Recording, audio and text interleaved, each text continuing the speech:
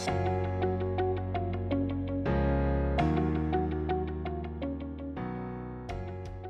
guys, it's Nikki here. I'm here to do my review for my book and movie pairing. And this month, I found a way to watch one of my favorite movies, and that is Pitch Perfect. I'm sure anybody who's watched it enough and seen the credits enough knows that this book is, or that the movie is based on a book. But what ended up working out for me is that it was a nonfiction book, so I'm able to do a nonfiction read for November, hashtag nonfiction November. Although it doesn't match with any of the prompts, it was a really good way to get myself into being excited about reading all these nonfiction in November. And so I'm gonna kind of do as you can see, very casual. I'm doing this while my husband's out of town and I have to do this on my own. I'm doing a really simple, casual kind of review of Pitch Perfect by, I think it was Mickey Ripken? I don't remember because I don't have the book anymore and I didn't write it down. But I'll include a picture somewhere on screen to tell you what it is. So after I found out that the movie was based on a book, I looked into the book a little bit, and all I really knew about it going in was that it explored collegiate a cappella, and that it followed actual a cappella groups. Other than that, I didn't really know anything about it. I didn't know how it would be framed or how it would be explained or what approach the author was going to take. But the author is a journalist as well, so I was expecting a very specific writing style that I did get, which was informative but very easily consumable, unlike some of the other nonfiction you can sometimes get where it's really dense and very textbook-like to go through. The three groups you end up following in this book are Davisi, Hullabahoos, and the Beelzebubs. And after reading this book, I can see how, where the three groups that you kind of follow come from, and the struggles that the characters have in the movie are mere struggles that some of the real groups had, which was really interesting. And so I'm gonna go from there into my likes. I liked how the book and the author covered the history of the groups that you were following and kind of what kind of legacy they were leaving the people you were following in the current times, which was really, really interesting. As a child of no particular legacy of my own in terms of family, either immediate or extended, I've never really had to struggle with something like this, and so it was really interesting to see how people who were part of a group with that kind of legacy really shouldered up under it and what kind of burden it played. The second thing I like is that it didn't sugarcoat the commitment that a group like this requires and how it impacts everybody's lives outside of the group. Though this was still pretty surface level, I thought it did a really good job exploring what it's like to join something that had this much required of you. And then my third like is also more comment on how it's written. I really appreciated that as much as you were exploring with the a cappella world, the author did a really good job making this seem like a story. You still felt like you were getting a story and not just a bunch of information, and that made the read a lot more enjoyable for me.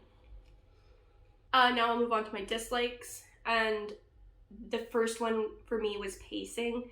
The front, for maybe 3 or 4 chapters of this book were really hard for me to get through.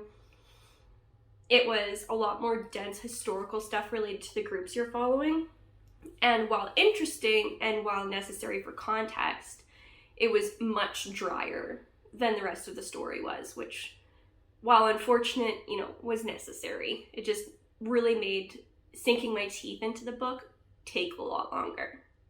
Another negative for me is that I wish we'd gotten a little bit more of an individual view of being in the group and their commitments. While there was a few things mentioned here and there, it definitely was a lot more surface level on the individual perspectives, and just there's a few people specifically I wish we'd gotten to get to know a little bit better and gotten their story a little bit more and how it played into their involvement in the groups. And my final negative is the ending. With a nonfiction book, I don't typically expect I don't necessarily expect a bunch of closure, but typically I feel like the ending wraps everything up and leaves as few loose ends as possible. And maybe it's just because this is a group of people versus, you know, a group of trees or extinct dinosaurs or very specific body functions, that it wasn't able to wrap up in quite the same way that would leave you feeling very satisfied with your read. And so that's my big complaint with the ending. It's just, I felt very unsatisfied because of the lack of wrap up in terms of what the book was talking about. Now I'll move into my next section, which I still jokingly call characters. I'm going to talk a little bit about the groups. I really enjoyed how distinct these groups were, and I think that's part of why the author picked them to begin with. Divisi is a all-female group. Hullabahoos is an all-male group, as is the Beelzebubs. And the Hullabahoos and the Beelzebubs, I think, both arose from, if I'm remembering right, stricter kind of glee club-based singing groups. And I cannot remember now, because it's been a while since I've read this book for this review. I put off filming this way too long. One of the groups was a little bit more strict. I think that was the Hullabahoos. And the Beelzebubs, I think, was more like the frat equivalent in the a cappella world. And if I mix those up, I'm sorry. Feel free to correct me in the comments below if you've read this and remember better than I. Yeah, it was really interesting to have that, because not only was the all-female group, it wasn't just that they were all female, it was that they had won or gotten very far in the national competition, and they were rising stars, and then a bunch of people graduated and they were starting over.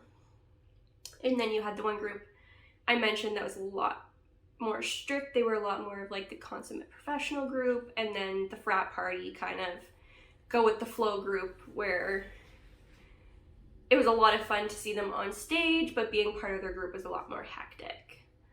Just the way these groups were presented and the juxtaposition of the groups with how the chapters were laid out just really added a lot of context and flavor to the story, and I really enjoyed that. And then with that, I'll go into my wrap up. This was a 4 out of 5. I just really liked the information and the background, and mostly how it was presented. The writing style in this story was just really accessible, really go with the really consumable. Like, it wasn't very strict or flowery or overly like wordy, unlike myself. And so between the personalities of the groups and just the storytelling in general, it was really easy to stay engaged with this. Once I got into the story, I was really worried this was going to be a bummer of a read after the first few chapters, because they were so history heavy. But it ended up working out for the best and just providing that context you needed, and the rest of the story really picked up kind of what felt like a dropped ball in those first few chapters.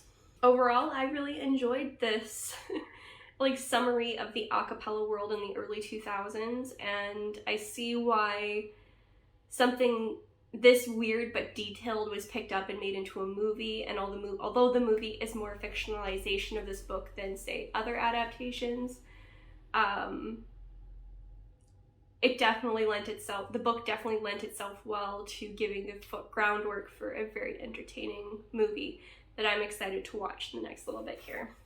So with that, I will leave you here and see you in the next video. Peace.